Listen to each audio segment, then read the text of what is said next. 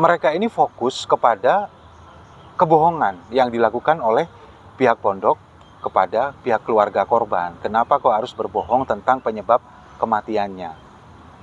Bahkan ada salah satu netizen ini yang dengan menyentil pihak pondok dengan mengeluarkan dalil. Apakah pihak pondok ini nggak ingat bahwa Ra'sud dzunubi al-kadibu, yang artinya sumber dari segala dosa itu adalah kebohongan. Puncak dari segala dosa ini adalah kebohongan. Kan menohok banget ini.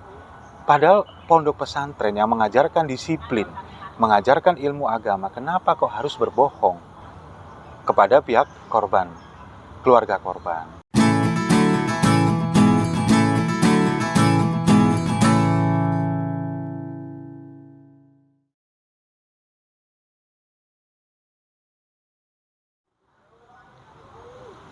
Salam damai untuk Indonesia. Berjumpa lagi bersama saya, Papa Dimas.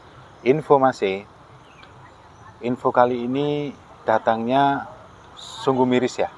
Saya mau ambil tema ini sebetulnya juga mikir-mikir, tapi kalau misalkan nggak saya sampaikan, mungkin tetap mengganjal di hati saya. Jadi info ini datangnya dari seorang santri dari pondok pesantren yang sangat besar, yang sangat tua di Jawa Timur, yakni Pondok Modern Darussalam Gontor yang ada di Kabupaten Ponorogo, Jawa Timur. Mungkin pemirsa Siwo TV sudah pada tahu ya, viral beberapa hari yang lalu. Jadi viralnya ini kan gara-gara ibu korban ini yang bernama Soimah, asal Palembang, kebetulan bertemu dengan Hotman Paris di Palembang, yang waktu itu ada acara di Palembang, kemudian ngadu bahwa anaknya ini meninggal pada saat melakukan kegiatan di Pondok Modern Darussalam Gontor di Ponorogo. Nah, miris memang, dia cerita sambil nangis, kemudian seperti belum rela kehilangan anaknya. Ya iya, karena memang anaknya meninggal dengan tidak wajar. Nah, di sini kan yang disesalkan, kenapa keluarga ini menerima kabar anaknya meninggal ini berbeda dengan kenyataannya. Nah, sekarang begini, saya saja kalau misalkan satu provinsi dengan Pondok Gontor, siapapun lah pasti, misalkan kita yang satu provinsi dengan pondok besar seperti Gontor yang ada di Ponorogo atau Tebuireng yang ada di Jombang, kebetulan satu provinsi, ini pasti bangga gitu. Kalau misalkan anak kita mondok di sana, kemudian lulus, pasti bangga. Lulusan mana? Pondok Gontor, pasti bangga. Apalagi Ibu Soimah yang asal Palembang, Sumatera Selatan. Pasti bangganya berkelipat-lipat daripada kita yang satu provinsi. Karena apa? Ya karena mereka sudah jauh-jauh menyekolahkan anaknya di pondok, mengenyam pendidikan baik agama maupun pendidikan ya apapun yang dia dapat di sana, pasti bangganya minta ampun. Dan kalau dia pulang tinggal jenazah seperti ini, sudah nggak bernyawa lagi, saya yakin kekecewaannya pun juga pasti berlipat ganda. Kenapa? Karena memang dia pasti mengeluarkan tenaga lebih, biaya lebih, mengorbankan waktu lebih untuk mengantar anaknya nyebrang laut loh, dari Sumatera ke Jawa. Pasti kekecewaannya lebih-lebih daripada kita yang tinggal satu provinsi dengan pondok ini. Saya berusaha mencari tahu tentang Pondok Modern Darussalam Gontor ini, tapi ketika masuk ke websitenya ternyata nggak bisa akses. Akhirnya saya mencari beberapa informasi bahwa pondok ini sebetulnya sudah didirikan tahun 1926. Sangat tua ya. Umurnya sama dengan NU. NU kan lahir tahun 1926 juga. Sama, tahun 1926. Kenapa pondok ini menjadi sangat besar, jadi sangat terkenal? Karena memang sistem pendidikannya mereka ini sangat bagus. bagaimana mereka mengajarkan penerapan disiplin yang sangat ketat, kemudian penerapan penggunaan bahasa asing, terutama bahasa Arab dan bahasa Inggris. Ini benar-benar diakui, kemudian juga memiliki ikatan alumni yang cukup kuat, dan terbukti melahirkan banyak-banyak tokoh di negeri ini yang benar-benar menjadi orang begitu. Benar-benar menjadi orang, benar-benar menjadi tokoh nasional. Ini lulusan Pondok Gontor, Darussalam Gontor ini. Nah, kemudian yang kita sesalkan, saya sesalkan, dan saya yakin banyak orang lain sesalkan adalah kenapa harus menutupi penyebab kematian dari anak Ibu Soimah ini yang bernama Albar Mahdi, berusia 17 tahun. Kenapa harus ditutupi? Jadi kejadiannya ini pada tanggal 22 Agustus 2022, setelah ada kegiatan Perkamju, perkemahan Kamis Jumat. Jadi kegiatan pondok memang ada pramukanya juga. Jadi ada perkemahan Kamis Jumat, dan pada tanggal 22 kejadian pagi dibawa ke rumah sakit, kemudian meninggal di rumah sakit karena penganiayaan. Nah, pada tanggal 23-nya, keesoknya, si jenazah Albar Mahdi ini kemudian diantarkan pulang ke Palembang oleh salah satu yang ditugaskan oleh Pondok Gontor. Tapi yang mengantarkan ini mengatakan kepada pihak keluarga bahwa anak ini kelelahan karena kecapean, kemudian terpleset jatuh. Nah, si ibu kan nggak percaya.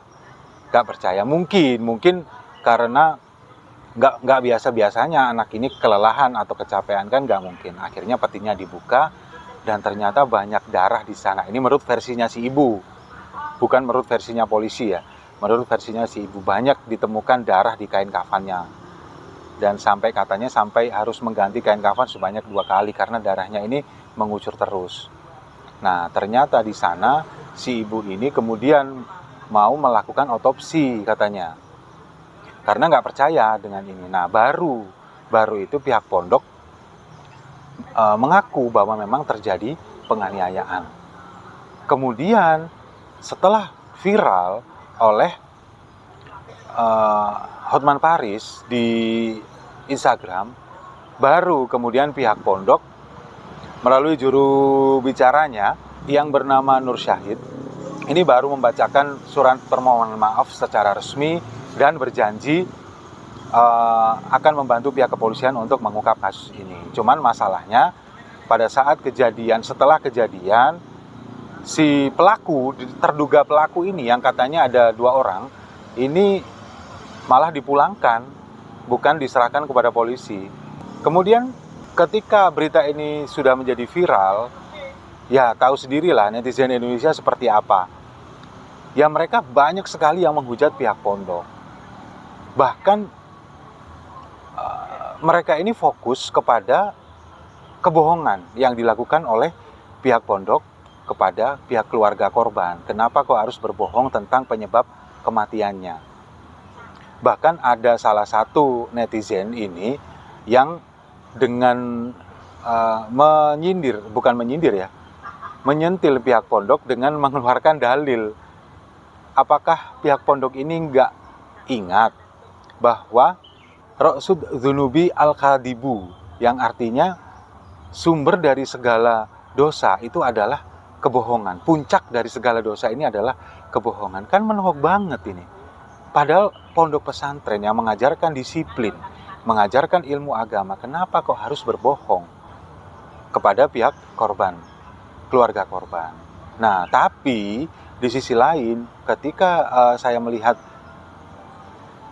konten ini di YouTube, maksud saya Hotman Paris yang berbicara di YouTube, ini komentarnya 90% ini membela pihak pondok.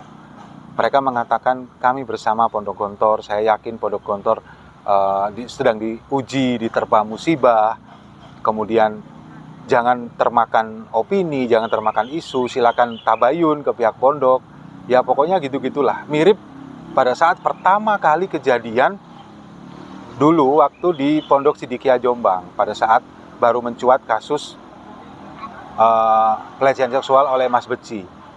reaksi netizen ini pada awalnya seperti itu. Ya mungkin karena mereka mungkin belum tahu pada waktu itu saya baca itu, dan pada waktu mereka menulis komen itu, kemungkinan mereka belum tahu perihal klarifikasi dari pihak pondok yang mengakui adanya penganiayaan itu. Makanya mereka seperti itu, ya kita nggak bisa menyalahkan.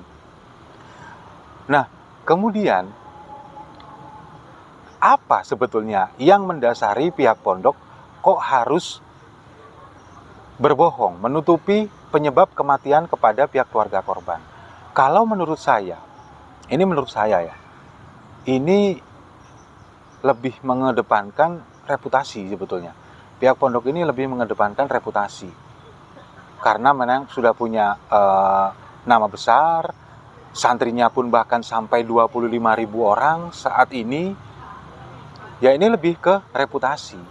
Jadi takut kalau misalkan kejadian ini viral, kemudian menjatuhkan nama baik pondok, reputasinya turun, dan yang kemungkinan otomatis akan mengurangi jumlah peserta didik yang akan mendaftarkan di tahun berikutnya. Kalau saya rasa seperti itu. Padahal justru yang dilakukan mereka sekarang menjadi bumerang dengan kebohongan itu.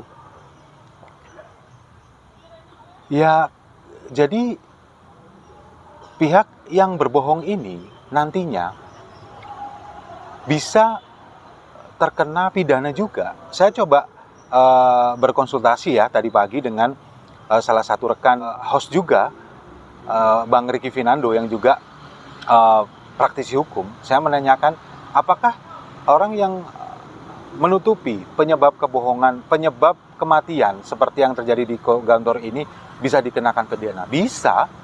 Dan mereka juga bisa dikenakan dengan sama halnya dengan Ferdy Sambo, yakni obstruction of justice, berusaha menghalang-halangi penegakan keadilan.